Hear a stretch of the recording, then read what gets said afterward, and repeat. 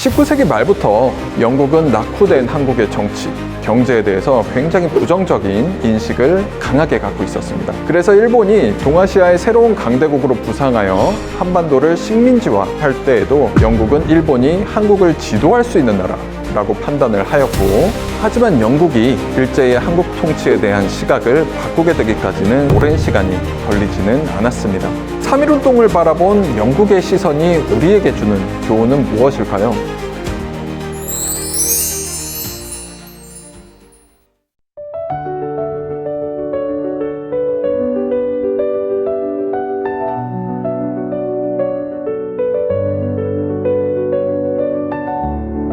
안녕하세요. 저는 순천향대학교 글로벌 자유전공학과에서 국제관계와 역사를 연구하고 가르치는 권희석 교수입니다. 오늘 저는 1919년 3월 1일 시작되어 한반도 전역을 독립만세로 뒤흔들었던 3.1운동에 대해서 이야기를 하고자 합니다. 3.1운동은 일제에 대한 한국인의 분노와 독립을 향한 열망을 세계 각국에 알리고 또 한국 독립에 대한 국제적인 동감과 지지를 받을 수 있게 한 역사적 사건이기도 합니다. 저는 당시의 여러 강대국 가운데에서 특히 영국이 바라본 3.1운동에 대해서 이야기를 해보고 싶습니다.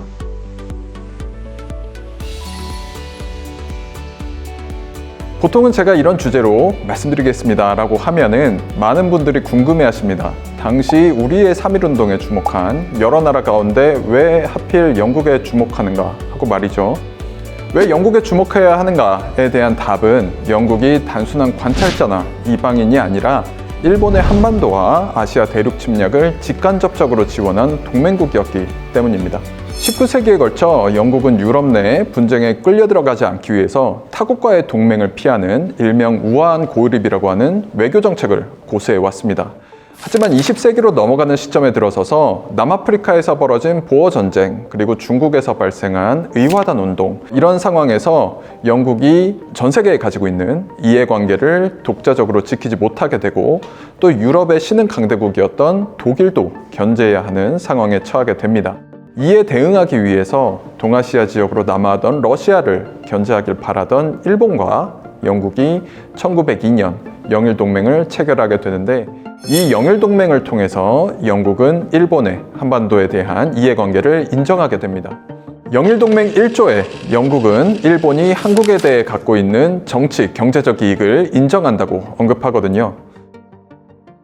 영국의 외교적, 경제적 지원을 등에 업은 일본은 1904년 발발한 러일 전쟁에서 러시아를 상대로 승리를 거두게 되고, 영국은 1905년 영일동맹을 다시 한번 갱신하면서 한반도에 대해 가지고 있는 일본의 특별한 이익을 인정하게 됩니다. 그래서 이를 바탕으로 일본은 1905년에 을사늑약을 통해서 한국을 보호국으로 만들게 되고, 1910년에는 합병을 통해서 대한제국을 식민지로 만들어버리게 됩니다. 이 모든 과정을 커다란 국제적 반발 없이 할 수 있었던 건 결국에는 영국의 묵인 덕분이었습니다. 그렇기 때문에 조선인들에게 영국은 일본의 친구이자 일본 정책의 지지자로 인식될 수밖에 없었습니다. 바로 이 영국이 3.1운동을 통해 인식을 바꿔간다는 것, 그것이 바로 우리가 영국의 시선에 주목해야 하는 이유입니다.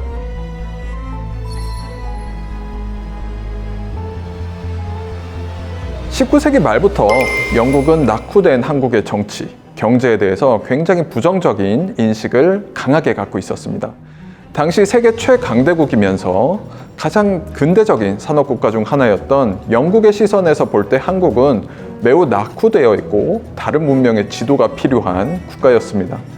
그래서 일본이 동아시아의 새로운 강대국으로 부상하여 한반도를 식민지화할 때에도 영국은 일본이 한국을 지도할 수 있는 나라라고 판단을 하였고, 1905년에 을사늑약, 그리고 1910년에 한일병합도 묵인을 하게 됩니다.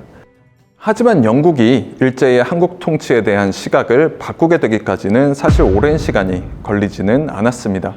1911년 백오인 사건이 그 시작점이었는데요. 백오인 사건은 일제가 데라우치 총독 암살모의라는 거짓 혐의를 가지고 신민회 그리고 개신교계 지식인 등 약 600여 명을 대거 체포하고 이들에 대한 고문, 강제 자백을 기반으로 해서 이 중 105명에게 유죄 판결을 내린 사건이었습니다. 영국이 일본과의 불평등 조약을 1894년에 개정하면서 치외법권을 삭제하고 일본과 동맹을 맺은 것도 결국에는 유럽과 대등한 소위 말하는 문명국의 수준에 일본이 올라섰기 때문이라고 생각을 했었습니다. 체계적이고 민주적인 법치를 할 것이라고 이제 믿은 거죠. 그래서 이런 개신교인들을 대상으로 한 일제의 강압적인 태도를 본 영국이 경악을 금치 못하게 됩니다. 해밀턴 홈즈 영국 총영사 대리는 조선 내 형사 사법부가 가장 강압적인 방식을 쓰고 있다라고 비판을 했고, 주일 대사였던 클로드 맥도널드 영국 대사는 배고인 사건을 사법에 대한 농락이라고까지 표현하기도 합니다. 일제의 불공정한 재판, 가혹한 신문 등을 목격을 하고 일제의 조선 통치에 대해서 부정적인 시선을 갖게 된 영국은 1919년 3.1운동이 발발하면서 이를 다시 한번 확인하게 됩니다. 처음에 영국은 3.1운동이 국내에서 발생한 소요 정도로 처음에는 평가를 하였습니다. 그러다가 호주인 영국인이 체포가 되는 사건이 발생을 하면서 일제의 3.1운동 진압 과정에 대해서 주목을 하게 됩니다. 그러다가 1919년 4월 15일 일본군이 수원 제암리에서 기독교도 20여 명을 교회에 모아놓고 집단 살해하는 제암리 학살 사건이 발생을 하면서 적극적으로 일제의 정책을 비판하기 시작합니다.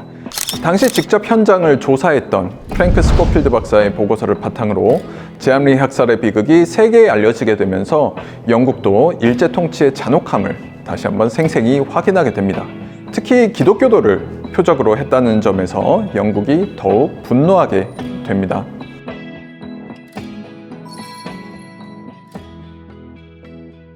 영국은 한국인이 일제 통치에 불만을 갖게 된 근본적인 원인은 결국에는 일제의 조선 정책에 있다고 보았습니다. 1919년 7월에 영국 외무부 극동국에서는 일제가 한국인을 통치 과정에서 완전히 배제했다는 점, 그리고 한국어의 사용을 금지하고 고등교육 역시 허용하지 않는 점, 그리고 일본인이 한반도로 대거 이주하여 토지를 몰수한 점, 그리고 조선인에 대한 차별적인 사법체제를 문제점으로 지적을 하였습니다. 그리고 이 보고서를 바탕으로 당시 외무장관이었던 조지 커즈는 진다 스테미 일본 대사를 소환해서 이 보고서를 바탕으로 한 대책을 요구하였습니다. 그런데 당시 커즌 외무장관이 한 말이 한국인이 듣기에 그렇게 기분 좋기만 한 말은 아니었습니다.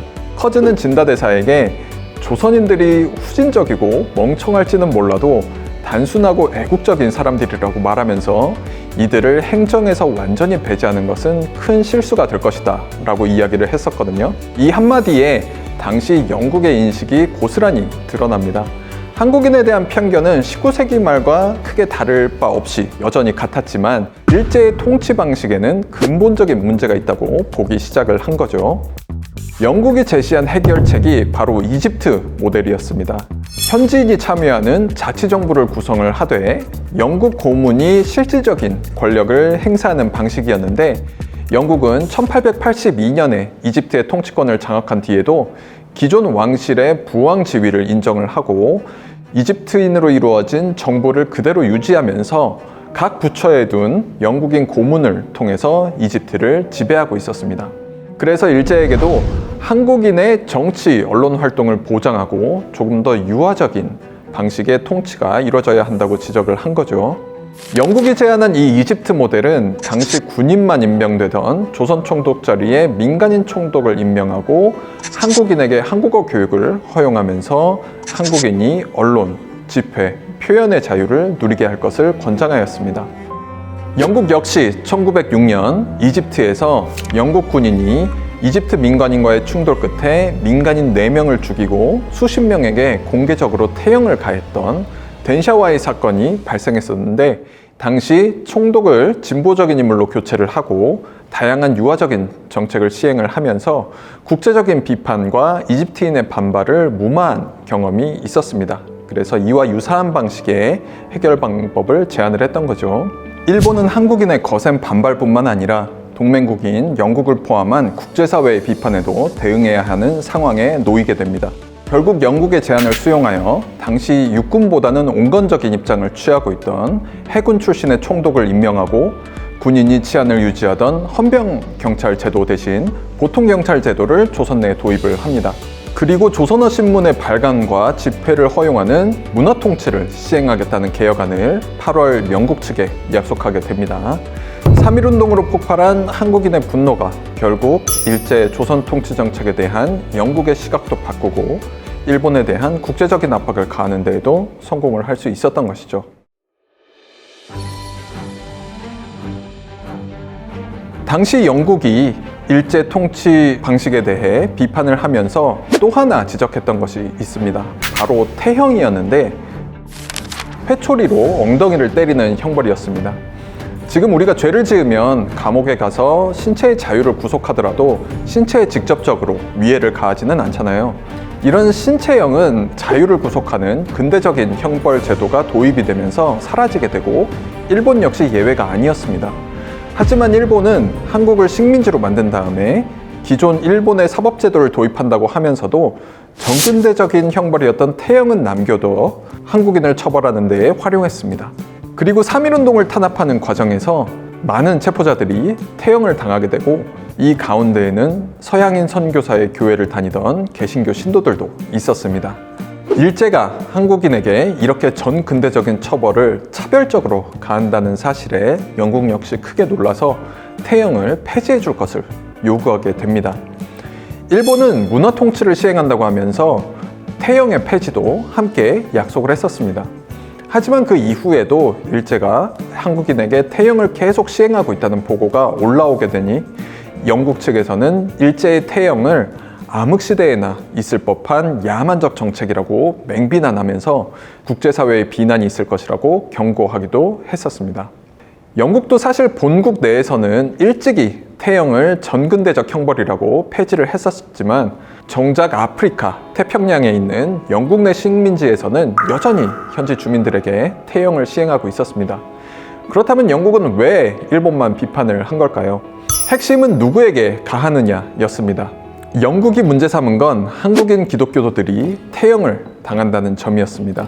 이 서양 선교사들과 연결된 한국인들이 이런 전근대적 형벌을 당하는 모습이 만약 서구 사회에 알려지게 된다면 동맹국으로서 영국이 받을 외교적 부담을 우려를 했던 거죠. 결국 계속되는 영국의 압박 끝에 일본은 1920년 4월 태형을 공식적으로 폐지하게 됩니다. 결국에는 영국의 압박이 효과를 본 셈이었습니다.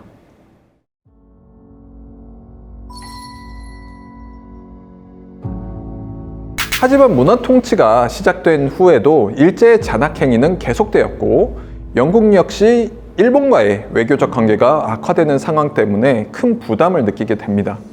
1920년 10월에 영국 잡지 뉴 스테이츠먼은 태형을 포함한 일제의 잔학행위를 보도하면서 동맹국으로서 우리 영국의 민주주의에 대한 감정을 모욕하고 세계 평화를 위기로 몰아넣는 일본에 문제를 제기해야 한다고 비판하였습니다.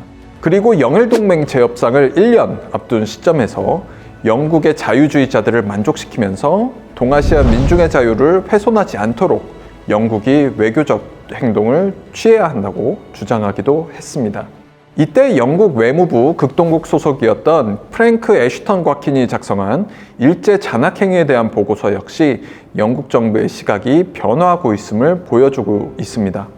애슈턴 곽킨은 보고서에서 영국은 일본의 동맹국으로서 조선인이 겪은 불행에 간접적으로 책임이 있다고 지적을 했고 제암리 학살을 언급하면서 생각과 행동이 근본적으로 다른 동맹국에 우리의 이름을 빌려주고 있다 라고 하면서 일본과의 동맹 유지가 긍정적이지 않다라는 평가를 내리기도 했습니다.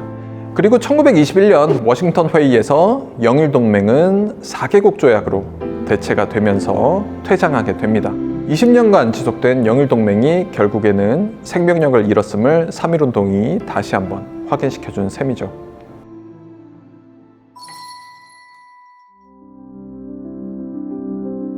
그럼 3.1운동을 바라본 영국의 시선이 오늘 우리에게 주는 교훈은 무엇일까요? 첫째는 비폭력운동이 가지고 있던 힘입니다. 군인과 헌병을 동원하여 한반도를 통치하던 일제에게 만세운동과 같은 비폭력운동으로 대응하는 건 어떻게 보면 계란으로 바위치기처럼 보일 수도 있습니다.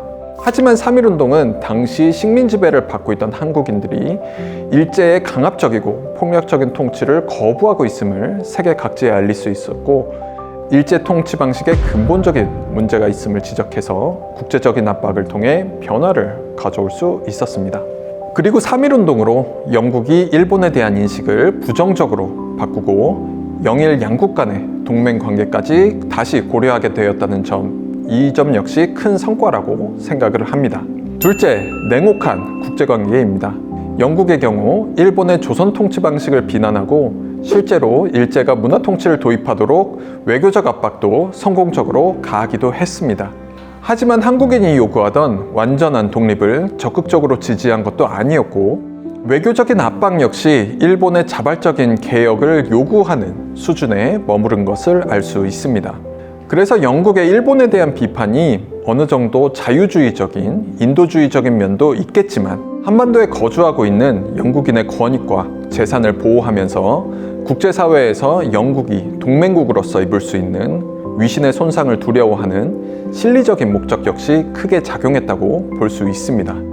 게다가 영국도 자국 식민지에서 태형을 계속 시행을 하면서 일본에 대해서만 비판을 했잖아요. 이러한 점도 어떤 잣대로 무엇을 비판하는지에 대해서 우리가 생활 속에서 성찰을 하게 만든다고 생각합니다.